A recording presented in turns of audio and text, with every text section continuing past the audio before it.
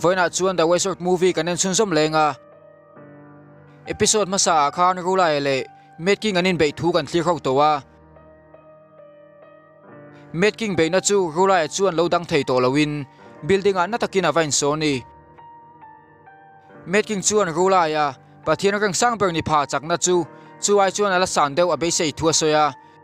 rula ya chu ran tho chuak le in a thei top chu ve tum to ni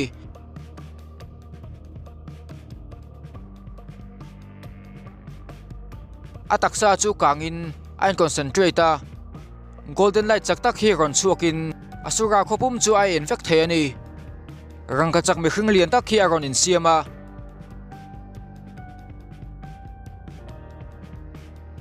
chu chuan making chu bezuin na takina beng khlok the ani ma se asura king chu chuti mai mai hne thei alo ni lowa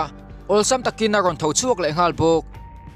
ma se rula chuan alo be chun som vele ngala na takin alo hnek le ni anek force chuan at ema wangin midang chuan an lo en tha thei lowa bai go ngei po chuan rula ya po war chak zia chu a khave ta ni ma se rai po liam main chu golden body lian tak chu aron che som thuta making kana move khat chau mangin aron ti chevek the ani ma se han hoi kwal chuan rula ele afanu sumai chu an lo bo dai towa chuti maya put bo le chu alungoi lo hleya lalnu po chu aril ru alo nuam lo hle bok achan chu afanu sumai khoi tel ve wang ani rula chu lo lang le in van alo han thleng le towa light emperor chuan asura a chuan ang thil nge azuk ton alo zot ngal bok rula chuan khang hun chung zong khan asura tan ina ahuna man thua soya sumai chung chang te chu soin liam na tak tuara asura tanga aron tlan bo pui thu le anu dewa athi thua soya ti chuan vana aron ki le thua soya ni isle we seven leking te chuan makan lo ti hleya achan chu asura te ang minun rongin chu le chen mi khulang maya rula ya dam renga an lo om tir wang ani rula chuan asura te chu indo nuam ti tak ni ma se an zinga mi then khat chu mi thata kan ni thua soya mana tanga an dan khir tak nei chuan aphur mai thu soin sumai kal tlang chuan pathian tele asura te chuan in ramna an nei thei nge rin thua soi bo ma se athu soi chu heavenly king te chuan an lo pom lo hleya an thin lunga asura te huat na ain tu nge to em wang ani emperor chuan pathian ten an thin lunga tangin asura te an huat na pai bo thei ma se asura te chuan pathian ten huat na an pai bo ve thei arin lo thua soi ani rula chuan asura lal palizinga anu nung ber met king thun huaya asura fighter chak tak tak anom thua soya met king rilro chu an hne thei chuan asura pumpui na ramna siam pui chu a har sa to lo tur thua soya ni mase emperor chuan met king poisak nei lo tak chu in ramna siam pui ala khe dewa rula chuan met king chu asura lal dang te angani lo thu le chan nei lo in engma ati ngai lo thua soya ni rula chuan emperor hne na chuan asura a akal le phalchak turina dila in ramna siam pui so matumani athu soi west king in alo hret chuan alo thin rim hleya in ramna zuk siam pui tum chu asura te laka pathian te tlomna angaya asura te chu an huang tau jok tur thua soya ni east king po chuan west king ngai dan che chu alo nei veya asura ten pathian ten huat na chu thuk ema wangin rin ngam an ni aring lo ani master rula chuan dark soul te an chak toy ma wangin chanom lowa an melma kum hlun lo ni to thin te chu thina an siam angai to thua soya melma nei bel thei an ni to lo thua soi bok master west king chuan rula ngai dan chu ala pom thei chuang lo ani anin hil buai emperor in alo hret chuan alo ti to vata chuan buai na chu nakina soi ho le zo ka that thu soin asura tele pathian ten melmak na chu kumsang tel ani to thua soya anin huaton na chu ti maya bo thei chu abe sei chi lo ani kunrei tak chung om lo hnuwa rula ya aron kirle wangin emperor chu alom hleya vanram veng him tu ban poi mo tak ani le nge ya be sei thu soin rei tak chung om bo wang chuan va chol hadam phot turin rula chu khilani rula chuan flower garden a sasina chu awa muleya pangpar te chu an moi sia thu va soin sasina chuan ain kol thatem wang ani thua soi bo Athu soi chu Sazina chuan makalo ti hleya achan chu Rolaya chuan pangpar chu engatan vakati ve ngai lo wang ani Sazina chuan Rolaya chau chu asura te zukti ti pui thei tu ani arin thua soya Rolaya chuan fiam thu lo thoin ama chaw ani lo thu le Sazina tong mo tak chuan mi tu po ati ti pui thei thua soya ni chuminu chuan Rolaya chuan Sazina chu engemo ti sak turin ange na sumoi kha athi tak tak lo thu le vana chuan en kolme kani thua soya Sazina chuan makalo ti in engwangin nge asura te ang vanrama chuan en kol turin Rolaya chuan aron hruai kha thiam lo ani Rolaya chuan soichun som le in sumoi chu Sazina ina ada ba ka Sazina chial ho pakhat a en kol tir mek thua soi zui bok athu soi chuan Sazina chu a thong hleya pathian tangten an hriat chuan thilpoi taka thlen thei wang ani mase Rolaya chuan Sazina chau chu ate lai atanga a thian tha le arin nga mom chun ania wangin midang puitu tura nei lo thua soi ani soichun som zelin sumoi chu asura te le pathian te inram taka omtir thei tu tura ni thua soya Sazina chuan a duemo du lo emo Rolaya chu apui nge ngai to thua lo soi ve bok chuti lai chuan sumo i ni kho khelawa om chu chial ho pakhat hian alo en kol meka sumoi chu hliam na hlema se midang te ang lo takin ataksa in siam chak ema wang chuan aron har chhual evat an be se ni Metking kharon lang vele in alal thutlenga lo thua an lalnu chuan an pasal thaten Rolaya le sumoi nu an mulo thua ron soya an bo maka wangin van an lon an yen rin thua soibok an lalnu chuan Rolaya le afanu chu chuti mai chuan a kaltir don ami zotin enge motal soive turin Metking chu tia Metking chuan eng thilpo thleng se an fanu chu Rolaya chuan alo veng him tlat don ti a hriat chen hle thua soya lalnu chuan Rolaya wanga sumoi kha in hliam ani thu soin sumoi kha na fighting spirit thunun lo se chu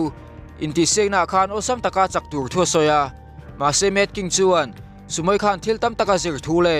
chakna nei tok lo wanga thati ngain hliam khan ni thua soya chu thulal nui na hriat chuan Rolaya zirtirna kha apom puya mi azota Metking chuan kumsa thum liam ta khan van emperor tha tum lai chu Rolaya chuan ama chawin alo dan thei thua soya kha hun lai kha chuan a chak tok lo ba ka pathian te be voi khanna ni wanga ni thu soin aron ding chuka asura te le pathian ten melmak na chu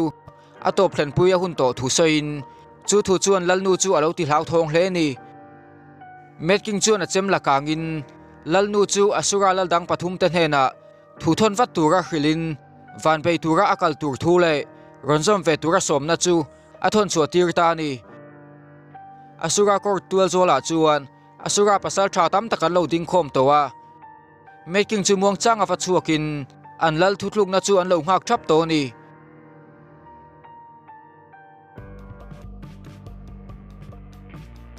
Metking chuan a chem choi kangin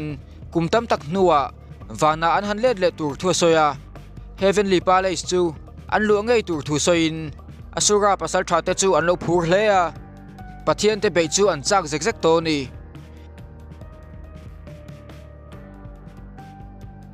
sumoi kharon lang vele in alo har chuak towa ala thilo ti hriat chuan makati hle ni chilo pakhata mu chuan makati zuala chunu chuan in mel hriat tirin sumoi chu beng dai tuma mase anom na chu vana ni ti hriat chuan sumoi chu chi ai hleya man mota ka tlan chu tumani mase kong khara hon chuan Sazina kha ama alo dinga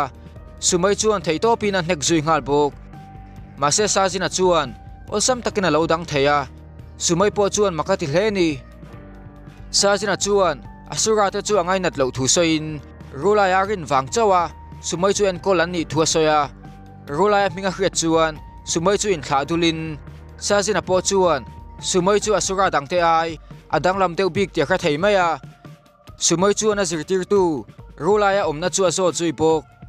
Sazina chuan lo chang lo in sumoi chu dam that levat theinan chu hmuna chuan omai mai tur le a zirtir tu Rolaya chu ti hnual lo turin a hrilani chu ti lai chuan van chu aron thim tana ral kheldar po chu aron rizui bok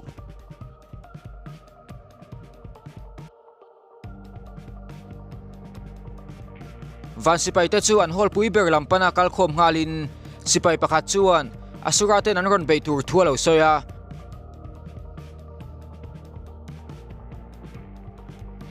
van pathian reng sang tak tak te po an lo thleng khom vek to ni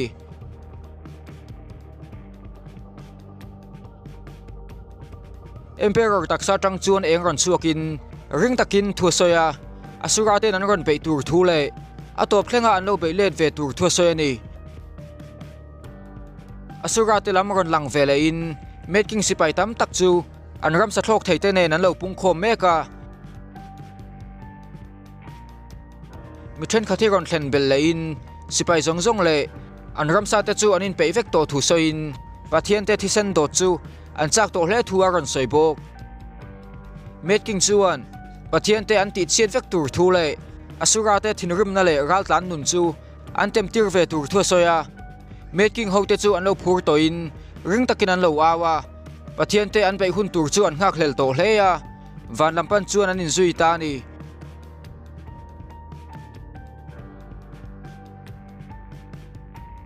asura sipai pakhat chuan asura lal dang pathum te pon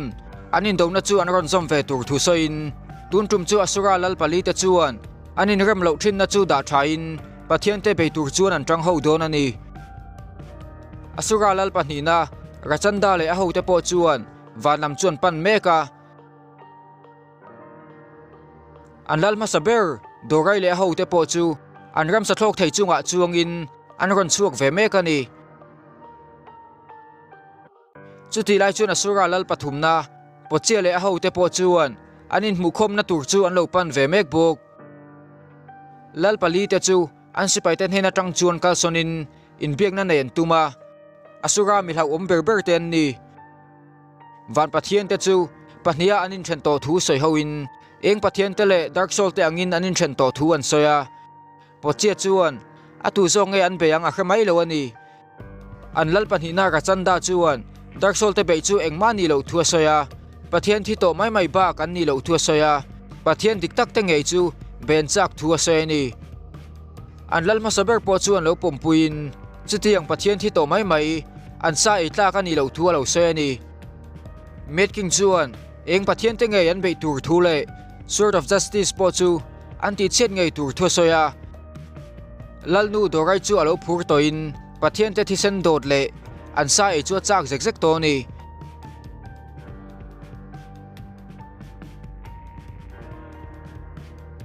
asura sipai te mun khang khang atanga an kal khom chu kovel mun khang khang atangin an lo mu theya mi hring ten an lo mu chuan an lo hlau thong hle mount thua gowa zong te po chuan lo muin baje te khuwa big demon te po chuan an lo muwa buffalo demon te po chuan lo muin thilra phlak taka thleng don ti chu an lo kha the ani van lamaron lang veleya pathian te po chu an lo in ring toin an lo kal khom veka an emperor chuan pathian dang te hena chuan asura te chu an palace rating lek lo turin a khila van sipai te po chuan an thi thleng thaka be an huam hle ni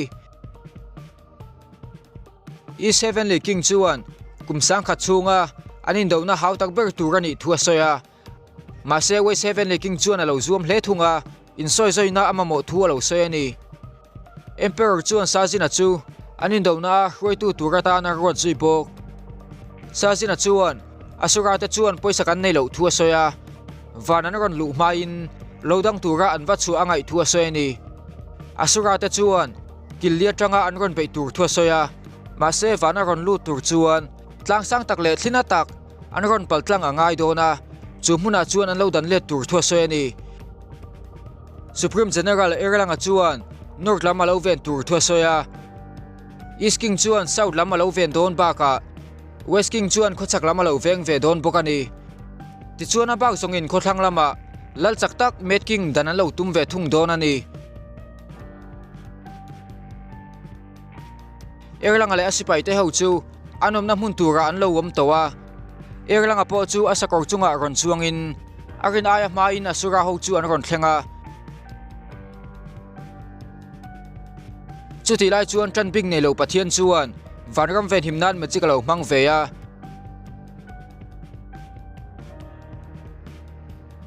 protection wall spell mangin invena bangsang takasiam ani chung bangte chuan asura te che ta ti buai deuh dona pathian nu in aron mu chuan tran big nei lo alo in rol ve chu a kha thiam mai lo wa ma se god of virtue chuan pathian te ancestor ani ve tho thu le vanram ven him chu ati turani thu lo soi ve ni anu loka asura sipai te po chuan ron thleng suya erlanga chuan a sipai te chu lo fuin asura pakhat ma kaltlang tir lo turin a khila ring taka awin asipai te po chu an lo in ring to hle ni erlanga te be tur chu asura lal ma saber dorai hote an lo nia anin be tran ta ni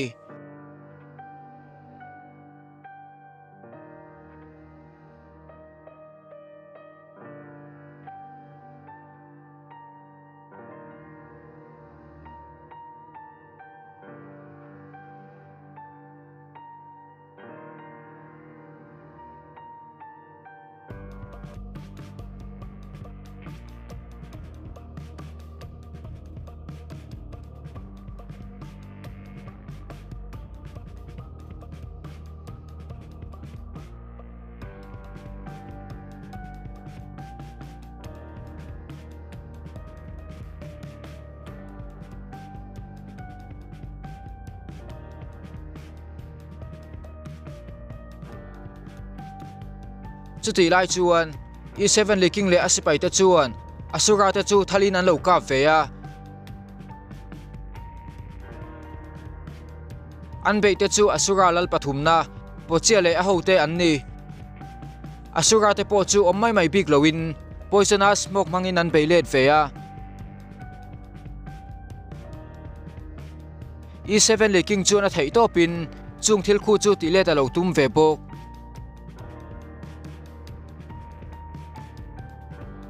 chung tur hi bluetooth te chu an khom huat chiang lowa an thian te po chu asura te anga hmuin an mani le mani anin beita ni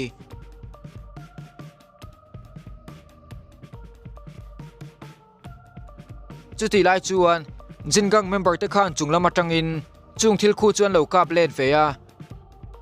relo te a thil khu chu bo vekin sipai te po chu an ron har chuak le theya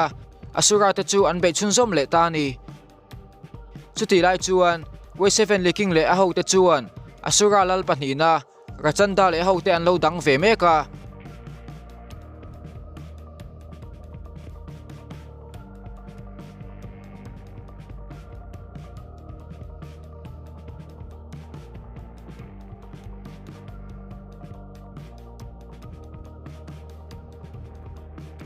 West King chuan a move chakber pol lo mangin asura sipai tam tak a that the ani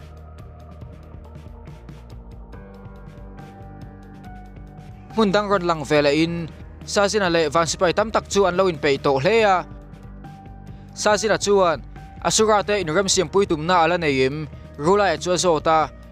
rula e chu na ngai dan chu ala thak chuan lo thu soin sazina chuan a sipai te chu in ring turin na khila anni ho chuan asura lal hnungber metking le ho te dan an lo tum dona metking chuan god level sang tak pa ni ama lo ngak tu te chu va muin episode 31 chu top ta ni